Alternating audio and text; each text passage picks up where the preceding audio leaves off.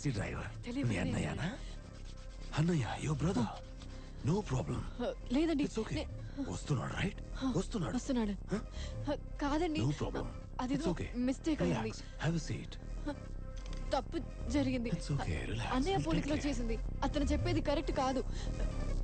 నా మాట ఒక్కసారి వినండి సార్, ప్లీజ్ సార్.